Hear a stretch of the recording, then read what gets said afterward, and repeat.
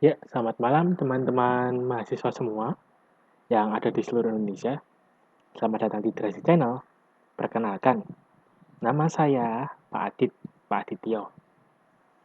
Dan di channel ini, di channel Drasi Channel ya tentunya ya, kita akan membahas mengenai materi pemrograman Python yang sekarang ini teman-teman sedang belajar ya, sebagai dasar pemrograman dan juga nantinya yang akan digunakan sebagai pemrograman lanjut. Dan nantinya, selain kita akan belajar bersama-sama mengenai materi Python ini, nantinya akan ada konten menarik lainnya. Jadi jangan lupa untuk like, share, komen, dan subscribe. Karena dengan itu semua, kalian juga membantu saya untuk meningkatkan produktivitas video di channel ini. Jadi, selamat belajar dan happy watching. Ya, sekarang kita akan masuk untuk belajar bersama-sama ya teman-teman mengenai Python programming. Ya, sekarang kita akan masuk ke materinya langsung ya. Ya, jadi di sini teman-teman, mungkin teman-teman yang sedang belajar coding dengan bahasa pemrograman Python ya, ataupun dengan Python apps. Nah, teman-teman pasti penasaran nih, apa sih Python itu? Terus kira-kira belajar pemrograman Python itu gampang atau susah? Nah, di sini nanti teman-teman bisa menemukan jawabannya setelah saya memaparkan beberapa poin mengenai karakteristik yang dimiliki oleh Python programming. Ya, berikut kita akan masuk ke materinya. Ya, jadi di Python programming ini ataupun di Python ya, bahasa pemrograman Python, ada beberapa karakteristik yang dipakai di dalam bahasa pemrograman Python tentunya. Nah, di sini ada 7 poin karakteristik yang digunakan di dalam Python programming. Di antaranya, untuk yang pertama, yaitu simplicity.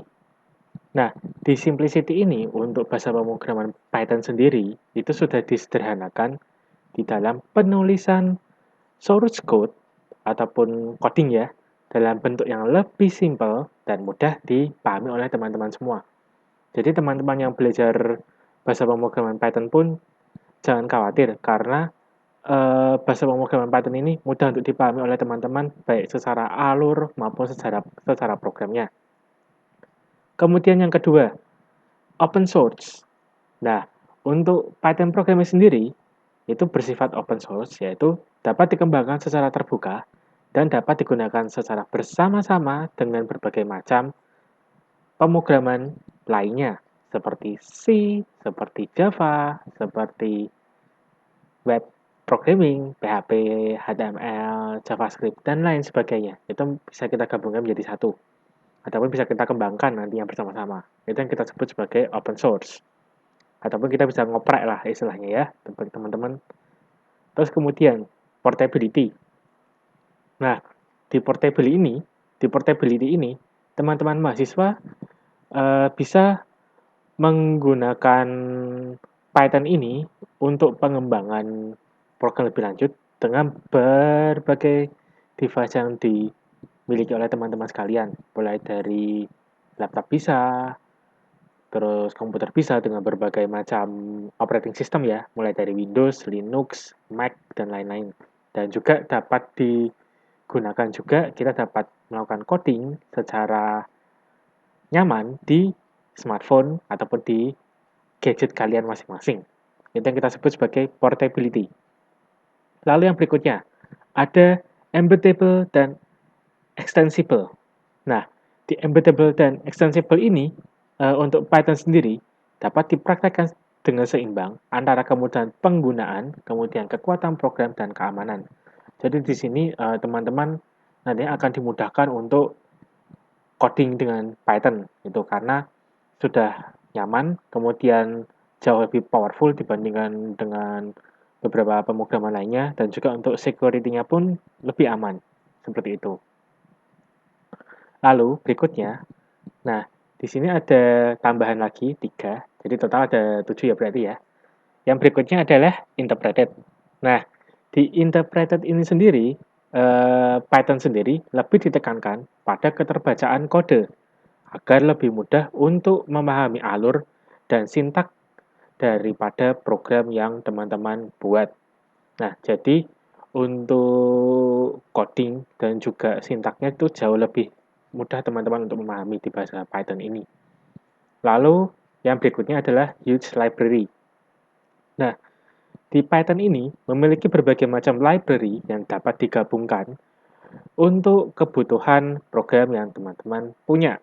Jadi, teman-teman kalau misalnya ingin mempelajari lebih lanjut, misalnya mau ke arah data science ataupun mau ke arah analisis data ataupun ke arah artificial intelligence dan berbagai macam ranah bidang ilmu lainnya. Nah, di Python ini memiliki banyak sekali library yang teman-teman bisa coba, yang teman-teman bisa import, yang teman-teman bisa melakukan eksperimen secara langsung dengan menggunakan Python. Dan yang terakhir adalah dengan pemrograman Python ini, teman-teman juga bisa melakukan untuk pemrograman berbasis objek ataupun object orientation programming. Seperti itu. Ya, jadi kurang lebih ada 7 karakteristik dari Python programming ataupun bahasa pemrograman Python pada umumnya. Ya, jadi beginilah teman-teman untuk karakteristik dari Python. Sekarang kita akan lanjutkan kembali dengan praktik secara singkat ya. Di sini kita juga akan belajar mengenai aplikasi Python, yaitu compiler dan juga interpreter. Ya, di sini teman-teman yang sudah menginstal untuk ininya ya, yang sudah menginstal Python-nya. Nah, teman-teman pasti akan muncul halaman Python seperti ini. Nah, ini yang kita sebut sebagai interpreter. Nah, di dalam interpreter ini, Python di dalam interpreter ini, teman-teman jika coding di dalam Python ini, teman-teman hanya bisa melakukan untuk coding beberapa fungsi. Dalam artian, ini dapat dituliskan dalam per code ya. Contoh misal, saya ingin mencetak kembali untuk tulisan yang lainnya. Kalau di atas kan saya sudah memberikan contoh untuk penulisan hello world. Sekarang, saya ingin menuliskan untuk mencetak halo, saya belajar Python. Nah, begitu kita jalankan, otomatis di sini akan muncul untuk hasil dari program yang sudah kita buat ya. Tetapi kalau misalnya kita ingin melanjutkan lagi untuk coding ke berikutnya, misalnya saya ingin mencetak lagi nih, saya ingin mencetak lagi, saya Adityo. Nah, jadi di sini di dalam interpreter teman-teman hanya bisa mengcoding per baris kode seperti itu. Itu di dalam interpreter. Nah, tetapi jika di dalam compiler teman-teman bisa melakukan untuk beberapa code program. Misalnya teman-teman ingin membuat sebuah program di sini, teman-teman bisa melakukan coding secara luasa di compiler di dalam Python ya. Ini saya beri contoh untuk penjumlahan dua bilangan. Sekarang saya ingin membuat penjumlahan untuk ataupun perkalian lah. Perkalian sama dengan 2 kali 3. Nah, kemudian kita akan mencetak hasil dari perkalian yang sudah kita buat. Nah, di sini teman-teman kalau ingin menuliskan kode yang lebih banyak, termasuk dengan fungsi-fungsinya dan lain-lain, itu lebih enak di compiler. Seperti itu. Nah, pada saat kita run modul, maka hasilnya yang ada di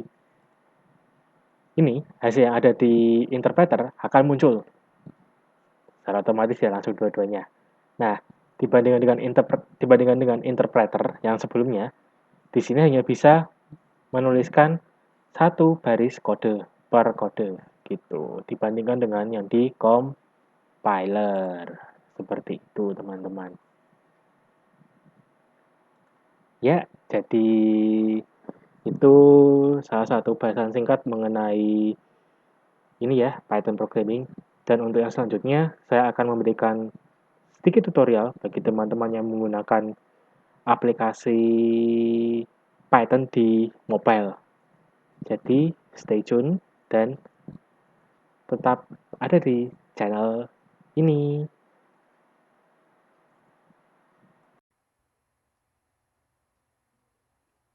Ya, saat ini saya akan memberikan tutorial sedikit bagi teman-teman yang ingin coding di smartphone kalian ya. Ini saya menggunakan Android. Jadi teman-teman kalau yang ingin mencoba untuk coding secara langsung di smartphone kalian masing-masing, teman-teman bisa masuk ke aplikasi App Store ataupun di iStore kalian ya, yang bagi pengguna iOS. Kalau pengguna Android silahkan gunakan Play Store. Kemudian teman-teman bisa mencari aplikasi yang bernama QPython. Nah, di nantinya ada beberapa aplikasi yang dapat digunakan.